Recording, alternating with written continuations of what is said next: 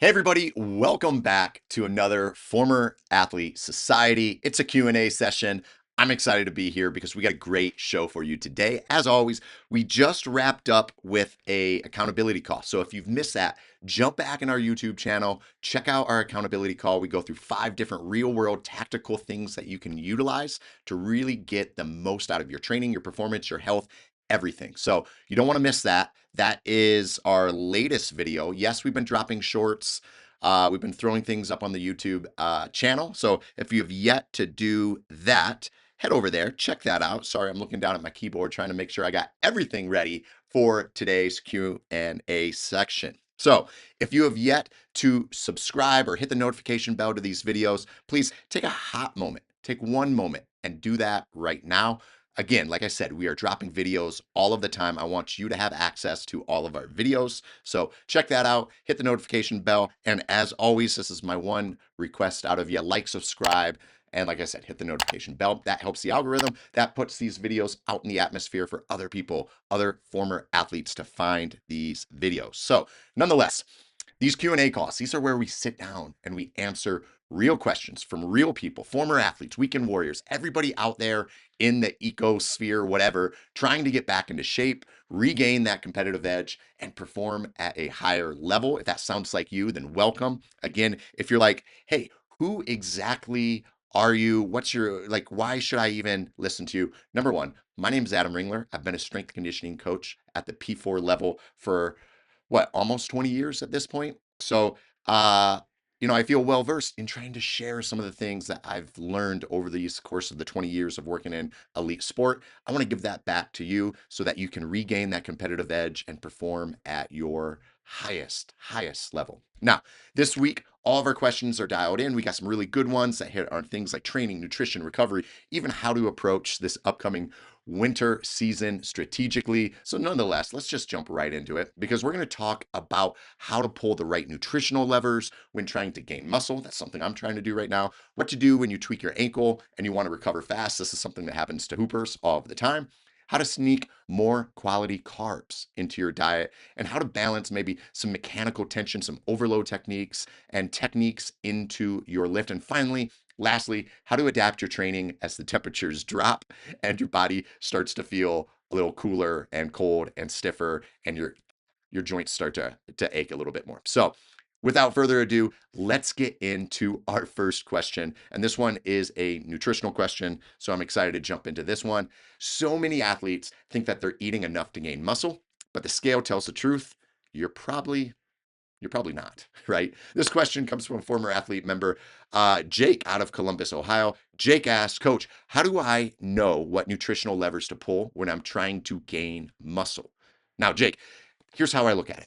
If you're hitting your protein minimums, about maybe 1 gram of protein for every pound of body weight, and your fats are in a healthy sort of range to keep your hormones operating efficiently, and everything else should be coming from carbohydrates. Now, carbs are your lever. If the scale isn't moving up at least 0.25% of your body weight per week, then you're not in a sufficient enough surplus. It's that simple. So start by bumping your carbs up maybe 25 to 50 grams per day. You don't have to do a full overhaul of your entire diet. So don't panic, right? Just make small, consistent adjustments. Then give it a week or two, recheck your body weight trend. If you see that you're trending up, awesome, you're in great shape. Now, the biggest mistake that I see is that people cut or they add calories too aggressively. You need to feed the machine, not drown it completely with carbs and calories. So your goal is to nudge, not flood, right? It's about sensible growth, small weekly gains that add up over months across the entire year. The best physiques are built through steady, controlled progression, not wild swings. So, again, Jake, don't go crazy overboard with trying to bulk on 4,000 calories if your maintenance is at 1,500 or 2,000, right? This is what I suggest as well. Find yourself a quality registered dietitian, maybe in your area, a nutritionist or an RD, somebody that knows nutrition that can help you get the most out of your diet. Because again, you can never outtrain poor nutrition. So, great question. I hope you like that one. Now, let's move on to another one here, real quick, because this one's awesome. This is something basketball players deal with all of the time, and it's recovering from tweaked ankles. We see it. Have you sprained your ankle? Don't baby it. blood flow is your best friend. Now, this one comes from Amanda, I suppose a women's basketball player, welcome, in Des Moines, Iowa. And she asks, what's the best way to recover from a tweaked ankle without losing weeks of progress? Now, just as a caveat, a catch all for everything here, I'm not a doctor, right? But I've dealt with enough rolled ankles over the years to know what works and what doesn't work. So, first, motion is lotion. Unless you're dealing with a severe ankle sprain, complete immobilization of that ankle usually delays recovery. You need to move the ankle safely, circles, gentle pumps, controlled flexion, things like that, just to keep circulation active in that area. Now, second, I'm a big fan of compression and voodoo flossing, right? Once again, nudge or shout out Kelly Starrett, right? With the voodoo flossing, wrap that ankle tight, limit some blood flow for a short time, then release it and flood that area with new oxygenated blood. That surge of circulation helps clear waste and it speeds up recovery, right? There's some really good efficacy around blood flow restriction, i.e., kind of what the voodoo floss bands do. Now, third, maybe getting some old school Epsom salt soaks, right? It's old school, but it works. I'm telling you, it works. It reduces swelling, it relaxes the tissue. Also, just feels great. And then finally, elevate it when necessary, but don't become passive. Don't elevate it at the sake of moving it, right? The goal is to control inflammation while continuing to drive blood into that tissue. Because the faster that you restore normal movement patterns, Amanda, the faster that you'll actually regain stability, proprioception, and confidence in that joint.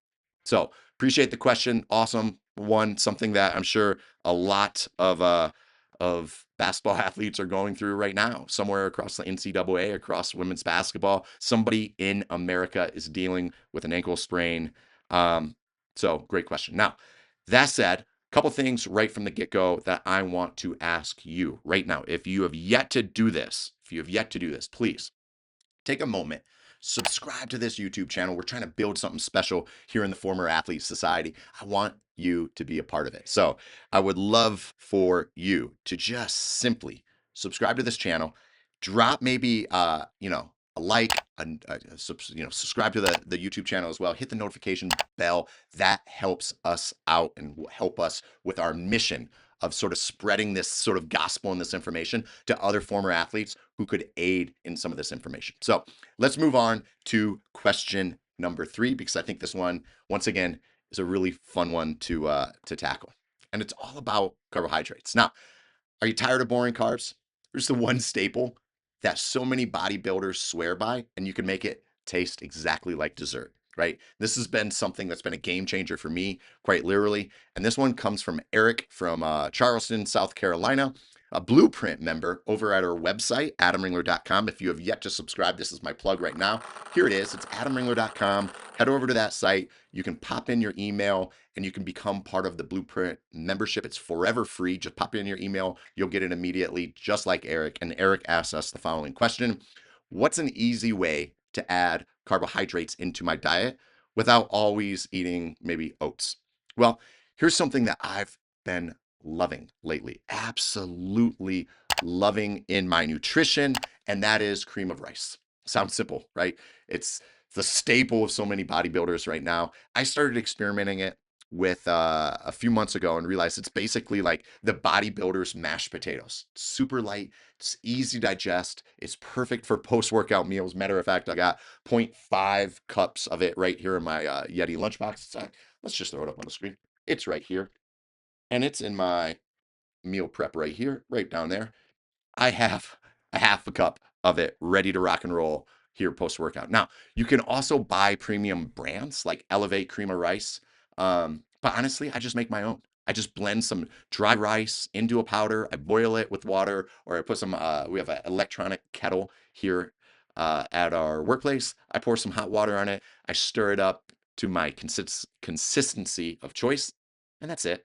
It's so simple. Now, what's great about it is that you can flavor it in 100 different ways: cinnamon, stevia, chocolate, protein powder, peanut butter, even fruit. It's like a blank white canvas that you can just paint all over, which makes it so easy to keep it interesting. It's clean, it's versatile. It's been a staple in so many high performance nutrition plans for decades for a simple reason: it's digestion, it's predictable energy, and no bloat. So, If you're looking for something to sort of jazz up some of your carbohydrates, that is what I recommend. Cream of rice. It's so simple. I feel almost embarrassed even recommending it here for question number 3. Question 4, and this one, okay, this is a cool one here. Everyone wants to know what matters more. And is it tension? Is it overload or perfect form? Well, the truth is, it's all three. Now, this one is from Megan, and she's out of Tampa, Florida. And she asks, in the gym, what should I be really chasing? Should it be mechanical tension? Should it be progressive overload? Is it technique? And the truth is, it's not one over the other, it's all three. Think of it like this: it's like a three-legged stool. You remove one, and your progress topples over. You need mechanical tension on your working muscle. You need proper technique to apply that tension safely. And you need progressive overload over time to keep stimulating adaptation. It's that simple. And if you focus only on overload, you risk injury. If you focus only on technique, you never challenge yourself enough to drive stimuli to the working muscle. And if you only chase the pump without any structure, you'll stall out quickly. The art of a good training program is knowing when to emphasize each other, right? Or each one of these sort of prongs, if you will. Some phases might be heavier on progressive overload. Others might need to pull back intensity and refine your technique. The goal is always sustainable, long term progression. It's that simple. This is how athletes train, not for a single workout, but for performance longevity over a career. So, great question. I appreciate you asking that one. Um, Looking at the time, we're about 13 minutes. I want this video to be under 20 minutes for us today. So, a couple different things real quick before I progress to it. This is my Instagram handle. I would love for you to head over there and just give me a follow. Hit me in the DMs. Let me know what you're thinking about this. But more importantly, as we go through all of that, right? It's easy. Adam Ringler, that's my handle. Check it out. Head over there. Give me just a small little follow on that platform. That way I can provide you some of the behind the scenes access to what we're doing from a strength and conditioning perspective, the Former Athlete Society, and the blueprint. I don't think you will regret it. Let's move on to our final question. And this one's fun and so applicable to the cold weather here in Colorado. As the temperatures drop, your recovery changes. And so should your training. What do I mean by that? This one's from Chris out of Boise, Idaho, longtime Former Athlete Society member. Thanks, Chris, for again joining us here in the Former Athlete Society. And Chris asks, what do you change about your training as you head into the winter months? Well, I make a few changes. They're not always as obvious as you might suspect. Here's one that might actually kind of surprise you a little bit. First, the obvious one: clothing and layers. I'm in sweatpants and a hoodie 24/7 in the winter because I need to keep warm, quite frankly. I need to keep my joints warm. I need to keep my joint fluid warm. I need to keep my muscles warmed up and primed, right? As I've gotten older, cold joints or stiff joints. And that's certainly how injuries can occur, right? So, second, now I start every workout with heat. Now, I'm lucky enough that right over here, I have an infrared sauna, 165 degrees infrared sauna. So I hop in that about 10 minutes before just to get a light sweat going, right? Before even touching a single barbell. So for me, warming up my core temperature before training also drastically improves my readiness. It allows for me to kind of begin a sweat before I even start warming up. Now, third, and this one's kind of counterintuitive. I'm looking around. I actually don't have it on my desk. Hydration. It becomes even more critical in the cold because a lot of us, we don't feel hot when it's wintertime, and you don't feel thirsty because it's not hot, but your body is still losing fluids through respiration and sweat. So when hydration drops, once again, your joints and connective tissues take a hit. So I make hydration a priority: electrolytes, water, consistency. Winter training isn't about just grinding harder, it's about staying consistent, staying warm, setting the tone for the year of progress. Now, if you made it this far, everyone, just again, real quick, hit the notification bell on this video. I would love for you to get first dibs access to all of our videos when we are dropping them, because we drop them all the time. I think this is going to wrap up the Former Athlete Society Q&A call for today. I want to just say again, thank you for joining me. Thank you for investing some time here in your performance, in your health, and your longevity. We covered a lot of ground today. We talked about dialing in calories for muscle gain and recovering smart. after maybe an ankle sprain. We talked about carb options, right training stimulus in the gym, and finally, how to maybe train smarter as we transition into the winter, colder months. So, if this helped you and you're not already a member, then this is your sign.